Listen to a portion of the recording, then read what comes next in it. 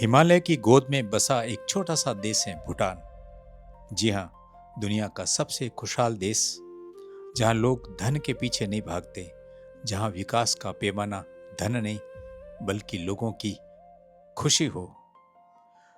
कुछ समय पहले मुझे भी 10 दिन यहाँ गुजारने का अवसर मिला और जब लौटा तो वहाँ के गौरवशाली इतिहास व संस्कृति को लेकर देखकर लौटते समय सिर्फ तस्वीरें नहीं थी बल्कि सोच का एक नया नजरिया भी साथ लेकर लौटा। तो चलते हैं टाइगर नेस्ट की ओर। बादलों के बीच बसा हुआ भूटान का सबसे पवित्र बौद्ध मठ।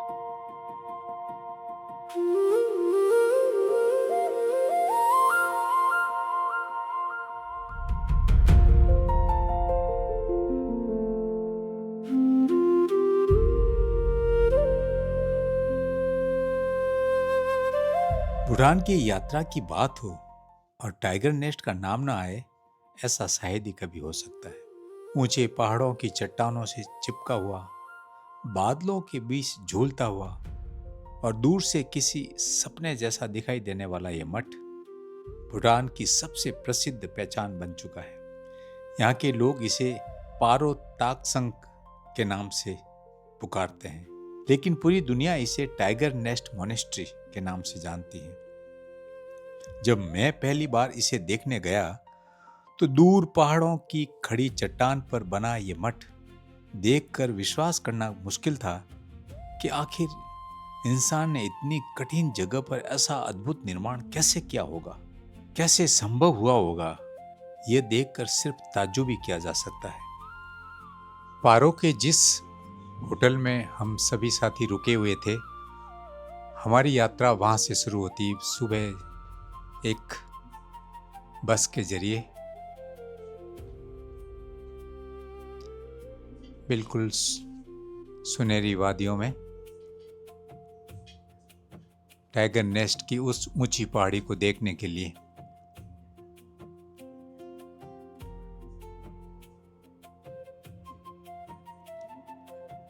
और हमारे साथ जैसा कि आप देख रहे हैं कि एक भिक्षु भी विराजमान है। वो वियतनाम से आए थे। इसके अलावा कुछ साथी। आपको मैं बताना चाहूँगा, इस तरह की ही जो बसें हैं वो सबको उपलब्ध होती हैं अगर ग्रुप के अंदर एक से ज़्यादा लोग हैं तो। अगर छोटी टैक्सी है तो वो भी भूटान टूरिज्म डिपार्टमेंट या प्राइवेट वहाँ से व्यवस्थित जो टैक्सी है उन्हीं को आपको लेना होता। और हम पहुँच गए हैं तलहटी की ओर, जहाँ से अब हमारी चढ़ाई जो पैदल या खच्चर पे जाना है वो शुरू होगी। जैसा कि आप देख रहे हैं कि अलग अलग ग्रुप्स में अलग अलग देशों से अलग अलग ट्रेवल एजेंसी के जो टूरिस्ट है वो यहाँ आए हुए हैं। पास के अंदर जो विंडो है वहाँ से टिकट ले रहे हैं। जब हम लोग वहाँ गए थे तब सर्दी का मौसम था। जैसा कि आप देख रहे हैं सबके ऊनी कपड़े पहने हुए हैं और आप कतार में खड़ी बसें देख रहे हैं। ये इस तरह की बसों में सबको आना होता है, या फिर कम लोग हो तो उनको वहाँ के द्वारा उपलब्ध टैक्सी में ही। लेकिन टाइगर नेस्ट सिर्फ एक सुंदर बौद्ध मठ नहीं है, ये भूटान की चेतना है, प्राण है, अजूबा है और धम्म के प्रति श्रद्धा का प्रतीक है। ये उस आध्यात्मिक विरासत का प्रतीक है जिसने पूरे भूटान को भगवान बुद्ध की प्रेम, करुणा, मैत्री की संस्कृति से जोड़ा। गुरु रिम्पोछे और टाइगर नेस्ट की कथा भी बड़ी रोचक है। टाइगर नेस्ट का इतिहास सीधे इसी से जुड़ा हुआ है। गुरु है पद्मसंभव से। भूटान के लोग उन्हें दूसरा बुद्ध मानते हैं। 8वीं शताब्दी में गुरु रिम्पोछे ने हिमालय इलाकों में बौद्ध धम्म के प्रचार प्रसार में महत्वपूर्ण भूमिका निभाई है। उन दिनों इस इलाके में बुद्ध की वाणी कम जगह पर थी, लेकिन गुरु जी ने कण कण में यहाँ बुद्ध की प्रेम, करुणा और मैत्री की विचारधारा फैलाई। स्थानीय परंपरा के अनुसार वे एक बाघिन की पीठ पर सवार होकर इस पर्वत की चट्टान पर पहुंचे थे। वो ध्यानी थे और उनके पास रिद्धि बल था, सिद्धि बल था। यही कारण कि इस स्थान का नाम पड़ा टाइगर नेस्ट, यानी बाघ का घोंसला। कहा जाता है कि गुरु रिम्पोचे ने यहाँ एक गुफा में कई महीनों तक ध्यान किया। उसी ध्यान साधना के कारण यह स्थान भूटान का सबसे पवित्र बौद्ध स्थल बन गया। आज भी वह गुफा मठ के भीतर सुरक्षित मानी जाती है और हजारों श्रद्धालु हर साल दुनिया की कोने कोने से इस चैलेंजिंग हाइट पर इस बौद्ध मठ और उसके अंदर उस इतिहास को देखने के लिए, दर्शन करने के लिए आते हैं। क्योंकि चढ़ाई बहुत ऊंची है, लगभग 5-6 किलोमीटर। सीधा रास्ता नहीं, टेढ़े मेढ़े उतार चढ़ाव का रास्ता है। लोग अपनी अपनी सुविधा अनुसार सपोर्ट के तौर पे, क्योंकि चढ़ना होता है तो सपोर्ट के तौर पे ले रहे हैं। सर्दी का मौसम है, जैसा कि आप देख रहे हैं कि लोग यहाँ, स्थानीय लोगों ने लकड़ी जला रखी है, ताप रहे हैं ताकि यहाँ से कुछ गर्माहट ले ले और चढ़ाई अच्छी हो सके। गाइड भी है, आप देख रहे हैं कि मेल और फीमेल्स गाइड दोनों तरह के हैं। हर व्यक्ति को, अगर अकेला भी हो तो वहाँ का आपको गाइड लेना जरूरी होता है। और जैसा उस टाइम का जो नियम था उसके अनुसार ग्रुप में हो तो 12 का। आप देख रहे हैं कि लोग ताप रहे हैं और यहाँ लकड़ियाँ मिल रही है, मोटी मोटी लकड़ियाँ, जो सहारे के रूप में। ये हमारी दोनों युवतियाँ जो है ये गाइड है। यहाँ जो लकड़ियाँ लेके खड़ी महिलाएं हैं वो आपको सहारे के लिए देते हैं। कुछ बहुत कम किराया लेते हैं, लेकिन हमें बहुत सारी सुविधाएं, बहुत विनम्र सहज सरल यहाँ के ग्रामीण लोग होते हैं जो आपको बहुत विनम्रता से ये सब बातें करते हुए आपको ये सुविधाएं प्रोवाइड करते हैं। देखो, और किराया भी बहुत कम होता है, लेकिन भारतीय लोगों की आदत होती है बार्गेनिंग करने की। और महिला और पुरुष अपने अपने जो म्यूल्स है उनको लेके खड़े हैं। महिलाएं यहाँ बहुत, जैसे मैंने बताया था, बहुत मेहनती होती हैं। जैसा देखो, अपने म्यूल्स को सवारी भी इनको मिल गई है, उसको लेके अभी इस पे बिठाएंगे और चलेंगे। आपने भारत में देखा होगा कि केदारनाथ, बद्रीनाथ की यात्रा के समय या वैष्णो देवी की यात्रा के समय खच्चरों को बहुत ही क्रूरता की तरह वहाँ यात्रा करते हैं। रास्ता बहुत पथरीला होता है, गिर जाते हैं, भार बहुत होती है, लेकिन ऐसा यहाँ नहीं होते। यहाँ इनके साथ दया भाव रखते हैं ये लोग, और एक से ज़्यादा सवारियाँ नहीं बिठाई जाती है, और वो भी आधे रास्ते तक। यूँ नहीं कि ठेठ डेस्टिनेशन तक नहीं होते, आधे रास्ते जहाँ तक ये आराम से जा सकते हैं उतने, वहीं तक इन खच्चरों को ले जाया जाता है। और मार्ग भी इनके लिए कच्चा अलग होता है, यूँ नहीं कि पथरीले रास्तों पे इनको ले जाया जाता है। और जैसा कि आप देख रहे, चल पड़े कुछ साथी लोग। डरने की कोई बात नहीं होती है, क्योंकि साथ में जो खच्चर के मालिक है वो भी रुकते हैं। अगर कोई पैसेंजर को परेशानी होती तो रुकते। इस तरह से चल पड़ी है उस कारवां की ओर, टाइगर नेस्ट की उस बहुत ऊंची मंजिल की ओर जाने के लिए। ग्रुप कुछ पैदल, कुछ खच्चर पर, कुछ लाठी के साथ, कुछ युवा लोग बिना लाठी के साथ। बात करते हैं मठ के निर्माण के इतिहास की। हालांकि ये स्थान 8वीं शताब्दी से पवित्र माना जाता है, लेकिन वर्तमान मठ का निर्माण 17वीं शताब्दी के अंत में किया गया। भूटान के धार्मिक नेताओं ने गुरु रिम्पोचे की याद में यहाँ एक विशाल मठ का निर्माण करवाया। लगभग 900 मीटर ऊंची सीधी चट्टान पर बने इस मठ को देखकर आज भी लोग अजूबा कहते हैं, अचंभा करते हैं। सोचिए, सैकड़ों वर्ष पहले जब आधुनिक मशीनें नहीं थी, तब भला इतनी मुश्किल जगह पर इस मठ का निर्माण कार्य करना कितना चुनौतीपूर्ण रहा होगा। लेकिन बुद्ध और धम्म के प्रति श्रद्धा और समर्पण ने यह असंभव को भी संभव बना दिया। टाइगर नेस्ट तक पहुंचा कैसे जाता है? टाइगर नेस्ट की यात्रा केवल गंतव्य तक पहुंचने का नाम नहीं है, ये खुद एक बहुत सुनहरा, बहुत श्रद्धा का अनुभव है। मठ तक पहुंचने के लिए लगभग 5-6 किलोमीटर की घुमावदार चढ़ाई चढ़नी पड़ती है। अधिकतर लोग पैदल यात्रा करते हैं, हालांकि कुछ दूरी तक खच्चरों की मदद भी ली जा सकती है।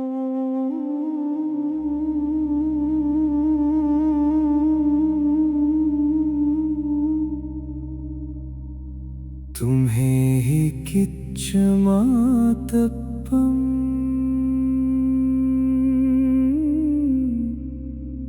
अख्यातारो तथागता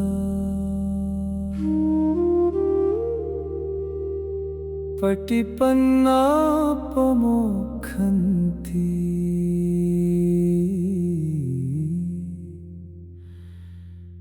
झाइनो मार बंधना।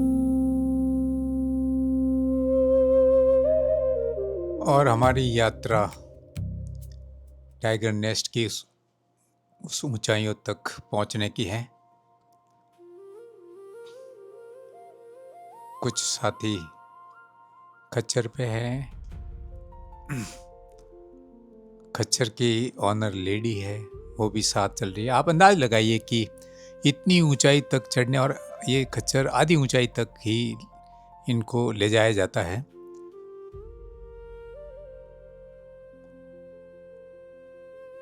इतनी मेहनत के बावजूद अगर भारत से तुलना करें तो इन लोगों को बहुत कम इनकम होती है। फिर भी उसके बावजूद भी, जैसा मैंने बताया था, दुनिया का एक खुशहाल देश भूटान, और वहाँ वाकई हर हालात में जितना इनके पास होता है, मिलता है, खुश रहते हैं। और एक तरफ पारो शहर बहुत दूर से नजर आ रहा है। सर्दी का मौसम है, इतना घने पेड़ और इतनी हरियाली नहीं है। लोग बीच बीच में जो शॉर्टकट होते हैं, जिनकी हाइट पे भी वो चढ़ सकते, वो भी करते हैं।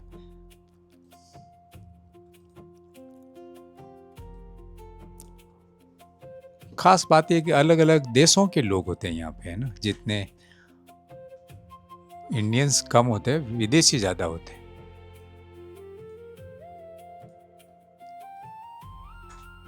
विदेशों में भी बुद्धिस्ट कंट्रीज जैसे वियतनाम में, थाईलैंड, श्रीलंका, जापान, कोरिया, और यूरोपियन देश, और जो जुनून जिनमें होता है यात्रा करने का, वो भी काफ़ी यहाँ यात्री आए दिन आते हैं। न सर्दी न गर्दी में देखते हैं। जैसे आप देख रहे होते हो, दो रास्ते हैं, एक थोड़ा हल्का पथरीला है, एक बिल्कुल कच्चा है, जहाँ लकड़ी की आड़ी पट्टियाँ धसी हुई, वो घोड़ों के लिए है ताकि वो आराम से चढ़ सकें। दूसरी तरफ भी रास्ता है।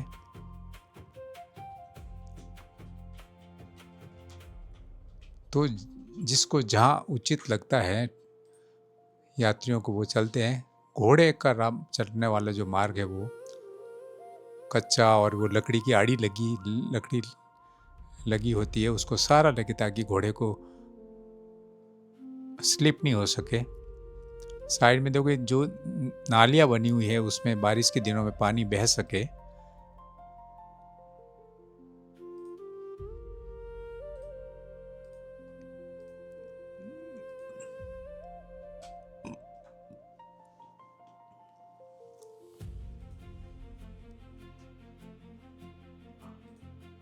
यहाँ ऐसी व्यवस्था नहीं होती है कि इंसान अपनी पीठ पर लाद कर यात्रियों को नहीं ले जाते हैं, जैसा अक्सर भारतीय पहाड़ी इलाकों की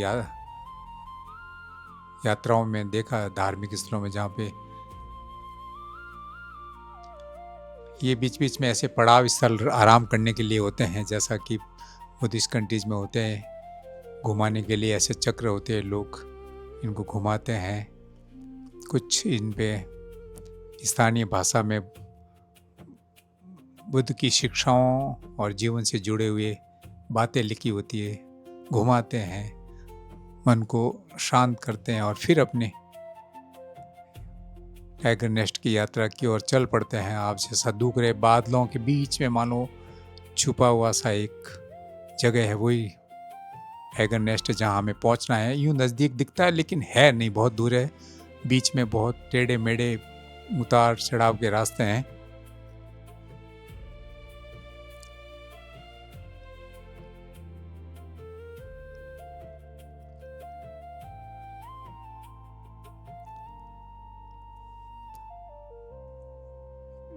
उस दिन मेरे पास मोबाइल था, इस वजह से आप देख रहे होंगे आपकी शूटिंग बिल्कुल ही अच्छी नहीं। मोबाइल घूम रहा है बार बार, क्योंकि थक भी गया था मैं काफ़ी। आराम भी करते थे बीच बीच में,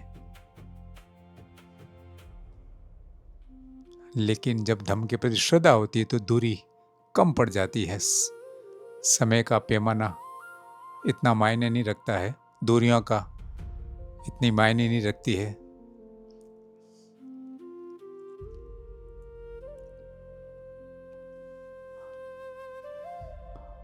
मैं जब ये ऊपर चढ़ाई पे हम लोग साथ ही चल रहे थे, तो एक न्यूली मैरिड कपल जो शायद गुजरात से आया था, वो भी यहाँ आए हुए थे। जब मैंने पूछा कि भाई आप शादी के बाद इस बौद्ध मठ की यात्रा करने के लिए आए, लोग अक्सर समुद्री किनारों पे और कोई डेस्टिनेशन में जाते, तो मैंने कहा आपकी वाइफ ने आपको कहा होगा कि मुझे कहाँ ले आए इतनी चढ़ाई पे। तो उसने बहुत श्रद्धा से कहा कि मैं बुद्ध की शिक्षाओं के प्रति मेरी श्रद्धा है और मेरी वाइफ की इच्छा से ही हम आए हैं। तो ये जानकर मुझे बहुत अच्छा लगा कि लोग सिर्फ यहाँ बुजुर्ग या खाली जो बुद्ध के प्रति श्रद्धावान है वही नहीं, बल्कि और भी काफ़ी लोग यहाँ आते हैं जो बुद्ध को पढ़ते हैं, जानते हैं, भूटान को समझना चाहते हैं, इतिहास और संस्कृति को समझना चाहते हैं।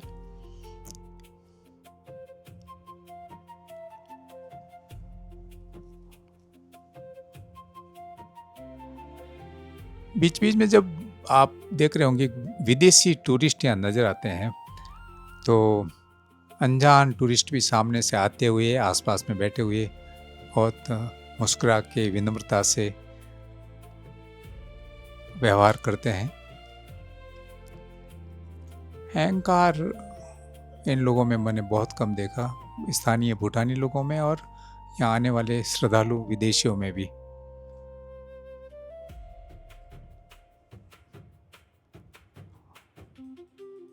अकेले भी आते हैं लोग अपने परिवार के साथ, अगर छोटा बच्चा है तो उसको गोदी में या लेके पीठ पे बिठा कर भी आते हैं।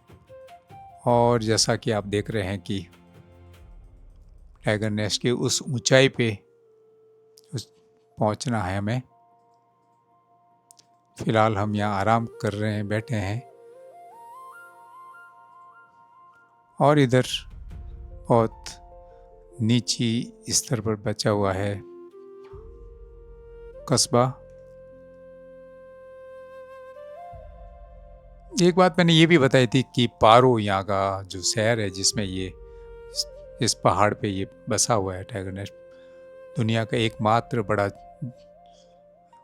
रिस्की एरोप्लेन उड़ाने की एक जगह है जहाँ पे बहुत कम लोगों को इजाज़त दी जाती है, पायलट को। लेकिन मैं यहाँ जब बैठा था तो मुझे भी एक एरोप्लेन यहाँ से उड़ता हुआ नज़र आया।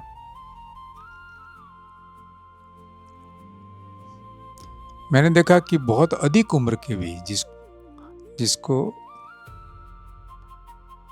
मतलब 80 साल के ऊपर की 85 और इवन की मैंने 80 साल के व्यक्ति को भी इस चढ़ाई पर चढ़ते हुए देखा। कमाल की उनमें ताजगी, स्फूर्ति, क्षमता और श्रद्धा नजर आई।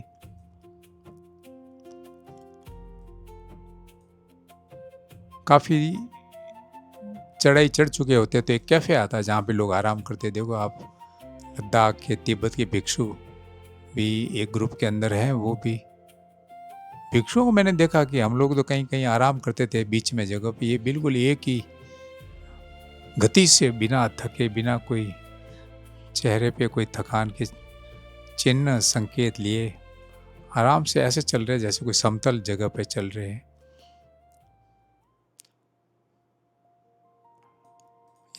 यहाँ कैफ़े में लोग कुछ चाय पानी, कॉफ़ी, जूस लेते हैं, फिर आराम करके थोड़ा अपने गंतव्य की ओर चल पड़ते हैं। लेकिन यहाँ भी बैठ के लोग फिर टाइगर नेस्ट की उस ऊंचाई का देखते हैं कि अब कितना दूर है, अब कितना दूर है। लोगों को पूछते हैं अब कितना दूर है। आने वाले लोग जो वहाँ पहुँच के आते हैं तो उत्साहवर्धन करते हैं। कोई बात चिंता की बात नहीं, बहुत नज़दीक ही आ गए हैं। और रास्ते में जगह जगह इस तरह के आपको अलग अलग रंगों की ये ध्वज नज़र आते हैं। इसका प्रतीक होता है प्रकृति की ये जो 5 रंग है, जिससे हमारा शरीर और हर जीव बना होता है। बुद्ध के शिक्षाओं का परिलक्षित करते हुए यहाँ कैफे में कुछ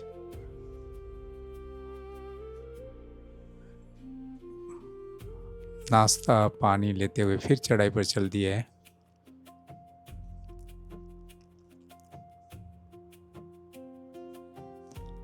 और सफ़ेद ये आप जैसे ऊपर आकाश में देख रहे हैं, हवाई जहाज उड़ रहा है।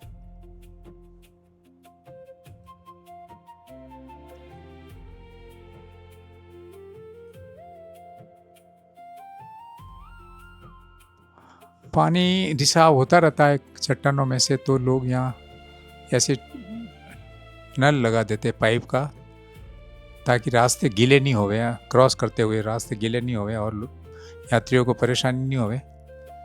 देखो संकरा रास्ता है, यहाँ घोड़ों की चढ़ाई जैसे वो कैफे तक होती है फिर बंद हो जाता है। यहाँ फिर लोग पैदल ही चलते हैं।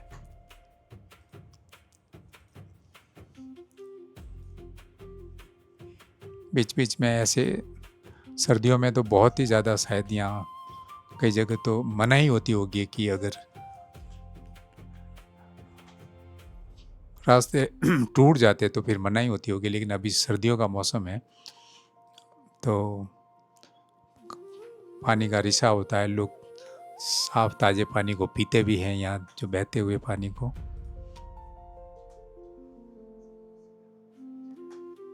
जैसा आप देख रहे हैं कि वृक्ष भी बहुत ज़्यादा हरे नहीं हैं।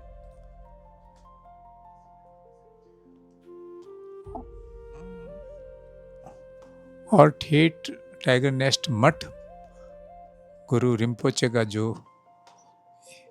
उनकी ध्यान साधना स्थली है, ये 8वीं-9वीं सदी में ये बना था। उस जगह तक जाने तो कुछ यात्री अपनी गाइड के साथ, ये इनका गाइड है, और यात्री अकेले, लेकिन फिर भी एक गाइड रखना बहुत ज़रूरी होता है। एक हो तो भी आपको एक गाइड रखना बहुत ज़रूरी, ये यहाँ के नियम है। पहाड़ी हवा और रंग बिरंगे धम्म ध्वज, प्रकृति के ध्वज, जो याद दिलाते हैं कि प्रकृति की इस सुनहरी वादियों के बीच में भी, इतनी ऊंचाई पर भी ध्यान धम्म का मठ आज भी लोगों के लिए प्रेरणा का प्रतीक है। जैसे जैसे ऊंचाई बढ़ती जाती है, वैसे वैसे नीचे की घाटी और भी सुंदर दिखाई देने लगती है। रास्ते में कई जगह ऐसे आते हैं जहां रुककर लोग आराम करते हैं और दूर चट्टान पर बने टाइगर नेस्ट को फिर निहारते हैं, फिर देखते हैं कि अब कितना दूर है हमारी मंजिल। और ज्यों मठ नज़दीक आता है, उससे पहले उसकी प्रमुख दीवारें सफ़ेद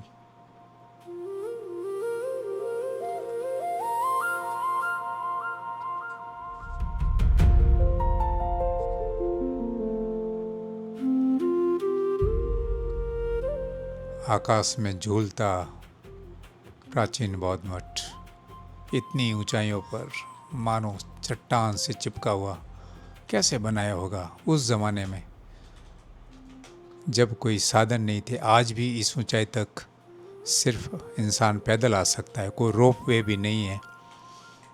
कई भूकंप आए, बीच बीच में टूटा, अग्नि से भी प्रभावित हुआ, कई दीवारें टूटी इस मठ की, लेकिन फिर से यहाँ के श्रद्धावान लोगों ने इस मठ को फिर से जीर्णोद्धार कराया।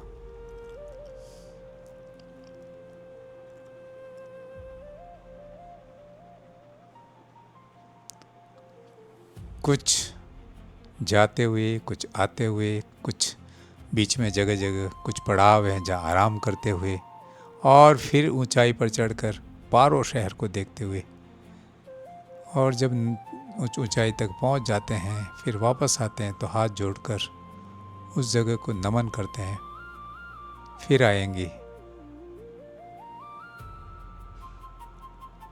कुछ एक भिक्षु मैं जैसे देख रहा हूँ कि बहुत बुजुर्ग हैं, काफ़ी उम्र है, लेकिन उनके जो श्रद्धालु हैं वो विदेश से अलग अलग देशों के आके उनको हाथ पकड़ के यहाँ तक ला रहे हैं। जब मैं देख रहा था शुरुआत में इन्होंने कहा कि मैं खच्चर पे नहीं बैठूंगा, इनका अंतर्मन नहीं माना और पैदल ही चल पड़े। उपासक उपासिकाएं इनको सहारा देते हुए आगे बढ़ रहे हैं इस मठ की ओर जाने के लिए। यही भिक्षु जिनकी मैं बात कर रहा हूँ।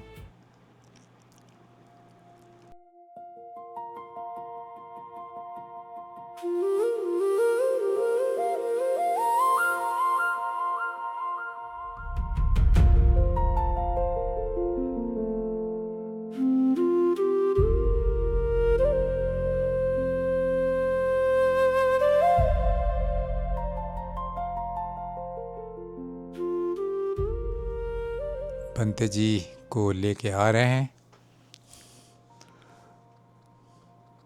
बहुत उत्साह और श्रद्धा के साथ पंत जी की इच्छा है कि उस प्राचीन बौद्ध मठ के दर्शन करें जहाँ पे गुरु रिम्पोछे ने लंबे समय तक तप ध्यान किया था।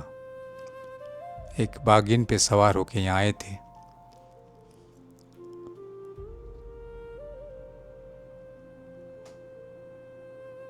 कहानी बड़ी रोचक और श्रद्धा की है।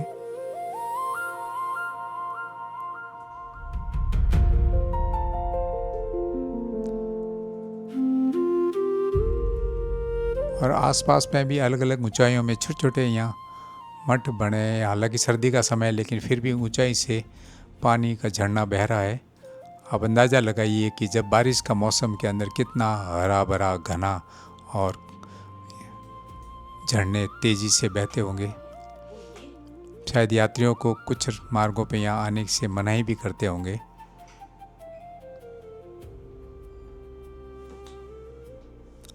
और इस तरह के ये धम्म ध्वज लहराते हुए अलग अलग भाषाओं में जिस पे लिखा हुआ है। काफ़ी चढ़ाई पैदल चलते हुए आराम करने के बाद हम अपने गंतव्य स्थान आज की टाइगर्स नेस्ट बौद्ध मठ के पहुंचने के बिल्कुल करीब आ गए हैं।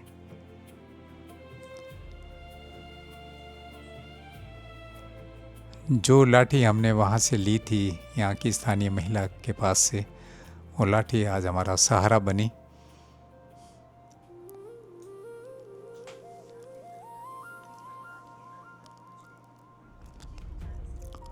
इस चट्टान की खासियत है कि बहुत एक ही सीधी ऊंचाई पर है और उस चट्टान की एकदम ऊंचाई पे जहाँ पे कोई जगह नहीं बचती, नाम मात्र की, उस जगह पे ये बनाया गया मठ है।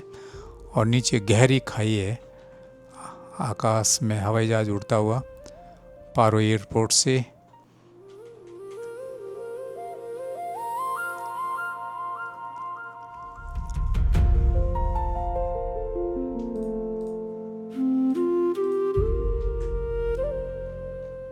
मठ को बनाने के लिए कितना सामान की जरूरत पड़ी होगी। व्यक्ति अपना छोटा सा सामान यहाँ लाने में भी बड़ा मुश्किल होती है, तो कितना सामान लाया होगा। अंदर जब देखेंगे तो बहुत बड़ा जगह है। वैसे ये अंदर बड़ी बड़ी बुद्ध की मूर्तियाँ हैं, गुरु रिम्पोछे और अलग अलग भिक्षुओं की, जो अरत भिक्षु हैं उनकी प्रतिमाएं हैं, ध्यान कक्ष हैं, गुफाएं हैं। अब चलते हैं मठ के भीतर। मठ के भीतर प्रवेश करने पर एक अलग ही दुनिया दिखाई देती है। भगवान बुद्ध की अलग अलग रूप की प्रतिमाएं, ध्यान कक्ष, गुफाएं और वो इतिहास, गुरु रिम्पोछे की मूर्तियां।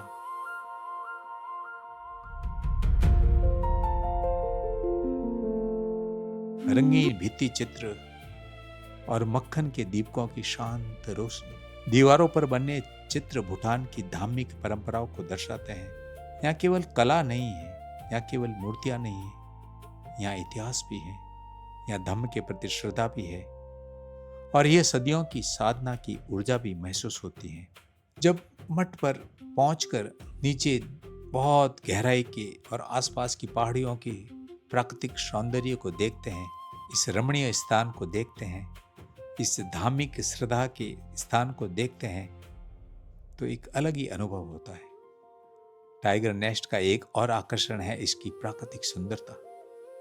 मठ के आसपास फैले पर्वत, बहते हुए झरने, घने जंगल और नीचे दिखाई देती पारो घाटी और बादलों का लगातार बदलता हुआ दृश्य। कभी पूरा मठ धूप में चमकता दिखाई देता है और कुछ ही मिनट बाद बादलों के बीच छिप जाता है। ये परिवर्तन इस स्थान को और भी रहस्यमय बना देता है और लोग जहां भी होते हैं बैठकर, रुककर, मौन इस प्रकृति की सुंदरतम रचना को देखते हैं। इतिहास में टाइगर नेस्ट को कई बार प्राकृतिक चुनौतियों का सामना करना पड़ा। सन 1998 में जब भीषण आग लगी जिसमें मठ का बड़ा भाग क्षतिग्रस्त हो गया, भूटान के लोगों के लिए एक बड़ा आघात था, लेकिन उन्होंने हार नहीं मानी। श्रद्धा के कारण फिर खड़े हुए। वर्षों तक चले संरक्षण और पुनर्निर्माण कार्य में के बाद मठ को फिर से उसी भव्यता के साथ स्थापित कर दिया और वो भी इतनी उसी ऊंचाई पर। आज जब हम टाइगर नेस्ट को देखते हैं तो उसमें सिर्फ पुराना इतिहास ही नहीं बल्कि भूटान के लोगों की श्रद्धा और समर्पण भी दिखाई देता है। भूटान यात्रा के दौरान मैंने अनेक जोंग, अनेक बुद्ध विहार, बौद्ध स्थल, प्रतिमाएं देखे, लेकिन टाइगर नेस्ट का अनुभव सबसे अलग था। शायद इसीलिए कि यहाँ पहुँचने के लिए आपको प्रयास करना पड़ता है, आपको चलना पड़ता है, आपको चढ़ाई करनी पड़ती है, और जब आप अंततः वहाँ पहुँचते हैं तो वह स्थान सिर्फ एक टूरिस्ट प्लेस नहीं रह जाता, वह एक उपलब्धि जैसा महसूस होता है। एक ऐसी जगह जहाँ पहुँचकर मन खुद शांत हो जाता है, मौन हो जाता है और कुछ पल ध्यान करने के लिए जी करता है। टाइगर नेस्ट सिर्फ भूटान का सबसे प्रसिद्ध बौद्ध मठ नहीं है, ये श्रद्धा, साहस, साधना और धम्म की धार्मिकता, आध्यात्मिकता का प्रतीक है। सदियों से ये मठ हिमालय की चट्टानों पर खड़ा है और आने वाले हर यात्री को ये संदेश देता है कि ऊंचाइयों तक पहुंचने का मार्ग कभी आसान नहीं होता, लेकिन जो व्यक्ति धैर्य और धम्म के प्रति श्रद्धा, विश्वास के साथ आगे बढ़ता है वह आखिर अपने लक्ष्य तक पहुंच ही जाता है। और शायद यही टाइगर नेस्ट की सबसे